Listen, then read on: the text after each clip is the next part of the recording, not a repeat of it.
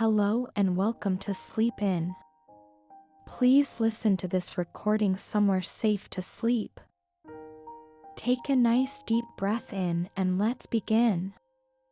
The story of Caliph Stork.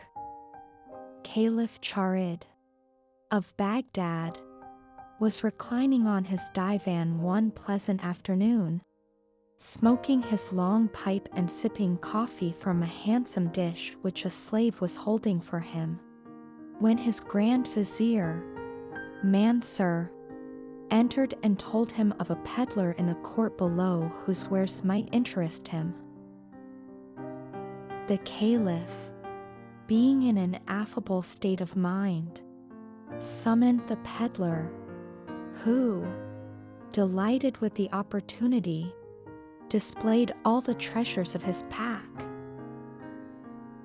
There were pearls, rings, silks, and many other rich things. The Caliph selected something for himself, a handsome present for the vizier, and another for the vizier's wife. Just as the peddler was putting the things back into his box, the Caliph noticed a small drawer and asked what it contained. "Only something of no value, which I picked up in a street of Mecca," the peddler replied. He thereupon opened the drawer and showed the Caliph a small box, containing a black powder and a scroll written in characters which neither the Caliph nor his grand vizier could make out. The Caliph immediately decided that he wanted this strange scroll, and the peddler was persuaded to part with it for a trifle. Then the vizier was asked to find someone to decipher its meaning. Near the mosque lived a man called Salim, who was so learned that he knew every language in the world. When the vizier brought him to interpret the scroll, the Caliph said to him, "They tell me that you are a scholar and can read all languages. If you can decipher what is written here, I shall know that it is true, and will give you a robe of honor. But if you fail, I shall have you punished with many strokes, because you are falsely named." Salim prostrated himself at the feet of the Caliph, and then took the scroll. He had not looked at it long when he exclaimed, "My lord and master, I hope to die if this is not Latin." "Well, if so, let us hear what it says," the Caliph impatiently answered. Salim at once began, "Let him who finds this box praise Allah. If he snuffs the powder it contains, at the same time pronouncing the word Mutabor, he will be transformed into any creature that he desires, and will understand the language of all animals. When he wishes to return to his own form, let him bow to the east 3 times, repeating the word Mutabor. But remember, if, while he is bird or beast, he should laugh, the magic word would be forgotten, and the enchantment would be on him forever." The Caliph was delighted with the knowledge of Salim. He made him a splendid present, and told him to keep the secret. When he had dismissed the learned man, he turned to the grand vizier, and expressed a wish to try the powder. "Come tomorrow morning early," said he, "and we will go together to the country and learn what the animals are talking about." The vizier came as he was ordered, and they left the palace without attendants. Beyond the town was a large pond where some handsome storks were often seen, and to this place they presently came. A grave and stately stork was hunting for frogs, while another flew about and kept him company. "Most gracious lord," said the vizier, "what think you of these dignified long legs? And how would you like to know their chatter?" The Caliph replied that the stork had always interested him, and he would very much like a more intimate acquaintance. Taking the box from his girdle, he helped himself to a pinch of snuff and offered it to the vizier, who followed his example. Together they cried Mutabor, and instantly their beards disappeared, and feathers covered their bodies.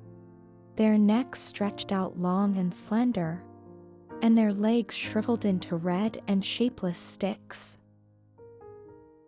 The Caliph lifted up his foot to stroke his beard in astonishment, but found a long bill in its place. "By the beard of the Prophet, since I have not one of my own to swear by, but we are a pretty pair of birds, Mansur, if I may say so, your highness. You are equally handsome as a stork as when you were a caliph," replied the vizier. "I see our two relations are conversing over there. Shall we join them?" When they came near to where the storks were smoothing their feathers and touching bills in the most friendly manner, this was the conversation they overheard. "Will you have some of my frog's legs for breakfast, Dame Yellowlegs?" "No, thank you. I am obliged to practice a dance for my father's guests, and cannot eat." Thereupon Dame Yellowlegs stepped out and began to pose most gracefully. The Caliph and the vizier watched her until she stood on one foot and spread her wings. Then they both, at the same time, burst into such peals of laughter that the two storks flew away. Suddenly, however, the vizier ceased his mirth and commenced bowing to the east. The Caliph recovered himself and did the same, but neither could think of the magic word. "Mansur, just recall that unholy word, and I will become Caliph once more, and you my grand vizier. I have had enough of being a bird for one day." "Most gracious lord, that dancing stork has undone us, for, since laughing at her antics, I cannot remember the word that will restore us to human shape." So at last, in despair, the two unhappy birds wandered through the meadows. They appeased their hunger with fruits, for they could not bring themselves to eat frogs and lizards. As they dared not return to Baghdad and tell the people their chagrin, they flew over the city and had the satisfaction of seeing signs of mourning and confusion. In a few days, however, while sitting on the roof of a house, they saw a splendid procession coming up the street, and the people welcoming the new ruler. "Hail! Hail Mirza, ruler of Baghdad," they shouted. The procession came nearer. At the head of it the Caliph saw a man dressed in scarlet and gold, riding a handsome horse. He at once recognized the new ruler as the son of his worst enemy. "Behold," said he, "the explanation of our enchantment. This is the son of Kashnoor, the magician, who is my great enemy, who seeks revenge. Let us not lose hope, but fly to the sacred grave of the prophet and pray to be released from the spell." They at once spread their wings and soared away toward Medina, but not being accustomed to such long flights, they soon became fatigued and descended to a ruin which stood in a valley below. The two enchanted birds decided to remain there for the night, then wandered through the deserted rooms and corridors, which gave of evidence of former splendor. Suddenly the vizier stopped and remarked that if it were not ridiculous for a stork to be afraid of ghosts, he would feel decidedly nervous. The Caliph listened, and heard a low moaning and sobbing, which seemed to come from a room down the passage. He started to rush toward it, but the vizier held him fast by a wing. He had retained the brave heart that he had possessed when a caliph, however, and freeing himself from the vizier's bill, he hurried to the room whence came the pitiful sounds. The moon shone through a barred window and showed him a screech owl sitting on the floor of the ruined chamber, lamenting in a hoarse voice. The vizier had cautiously stolen up beside the caliph, and at sight of the two storks, the screech owl uttered a cry of pleasure. To their astonishment, it addressed them in Arabic, in the following words: "I have abandoned myself to despair, but I believe my deliverance is near. For it was prophesied in my youth that a stork would bring me good fortune." The caliph, thus appealed to, arched his neck most gracefully and replied, "Alas, screech owl, I fear we are unable to aid you, as you will understand when you have heard our miserable story." He then related how the magician, Kashnoor, had changed them into storks and made his own son ruler of Baghdad. The screech owl became very much excited and exclaimed, "How strange that misfortune should have come to us through the same man. I am Tusa, the daughter of the king of the Indies. The magician, Kashnoor, came one day to my father to ask my hand in marriage for his son Mirza. My father ordered him thrown downstairs, and in revenge he managed to have me given a powder which changed me into this hideous shape. He then conveyed me to this lonely castle, and swore I should remain here until someone asked me to be his wife, and so freed me from the enchantment."